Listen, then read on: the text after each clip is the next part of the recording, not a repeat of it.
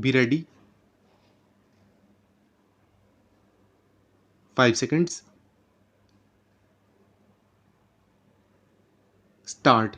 Sir, the Honorable Minister read out the whole list of schemes which the government had been introducing, like the Rural Works Scheme, crash programs, half a million jobs scheme, and the whole plethora of schemes, but he has deliberately concealed the most important thing, namely, despite all these efforts by the government, unemployment has been continuously rising ever since the first 5-year plan. If in the beginning of the first 5-year plan unemployment totaled 33 lakhs, now it is anywhere near 400 lakhs plus 30% of the population who are in a state of disguised unemployment. Unemployment problem is continuously getting aggravated despite all the crash programs, despite all the rural works programs that have been undertaken so far. I am tempted to say this because the Honorable Minister has deliberately used the details of the various schemes of the government only to conceal the main point that the government has utterly failed to solve the problem of unemployment. Whatever they have done has been a drop in the ocean, and the unemployment problem continues to be aggravated. You may be putting a few crores of rupees here and there in the name of solving unemployment problem, but in fact whatever money you have put in the unemployment schemes has been frittered away by private hungry contractors and political workers of the ruling party at the local level. They have been misusing the funds rather than creating assets. I would like the Honorable Minister, for example, to tell the House, out of the total investments you have made for the crash programs, for the rural works programs, how much percentage of the total outlay has been spent on productive assets. Government will not be able to give the figures because, like the figures for unemployment, government refuses to collect figures regarding productive assets.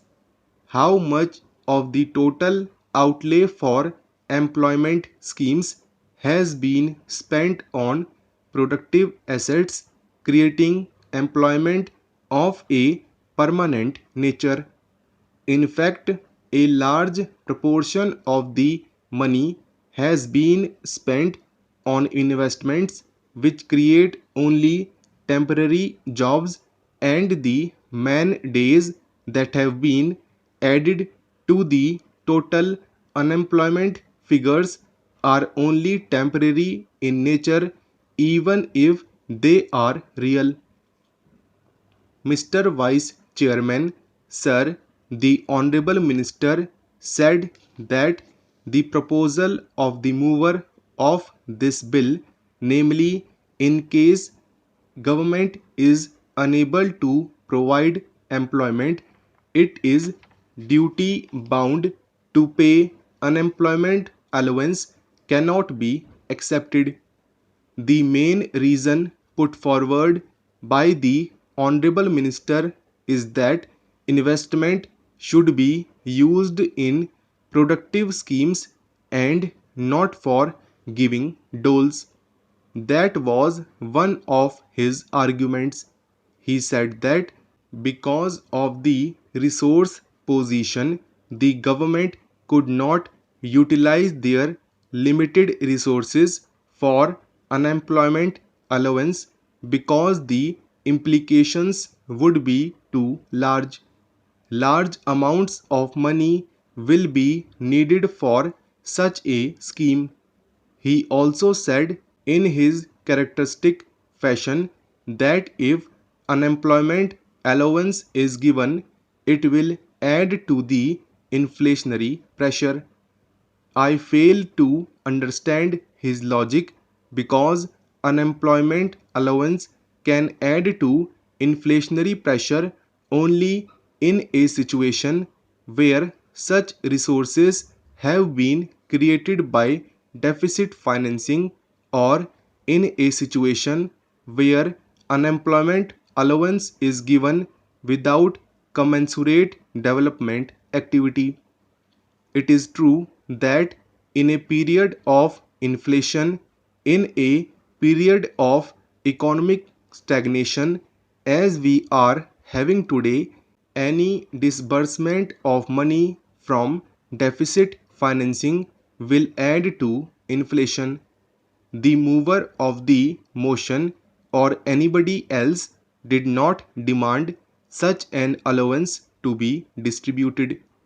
We demand that while the economic crisis should be solved by changing the economic policies of the government is duty bound to give unemployment allowance in case the government fails to provide gainful employment to the people, particularly the working people. The Honorable Minister spent a lot of time in enumerating the steps that government have taken.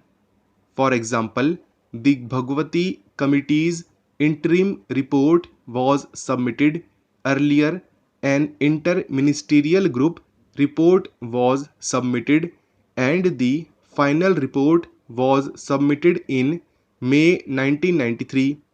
Then another inter-ministerial group was formed by the Planning Commission. They deliberated and submitted a report after a number of years. Interim reports, final reports, inter-ministerial groups, reports, and reports galore but no action. Why is that? Despite the Dantwala Committee's recommendation, concrete figures have not been collected regarding unemployment because the government knows that if the practice of making estimate of our unemployment, which was there till the end of the third plan, was continued, people would rise in revolt because this government is incapable of providing gainful employment. Plan after plan, year after year, the additional labor force coming to the labor market has been much larger than the additional employment generated by all the crash programs and special programs taken together. Let the minister have the courage to contradict me. Is the minister prepared to assert that the new jobs created every year are equal to or more than the additional labor force? He would not be able to say that.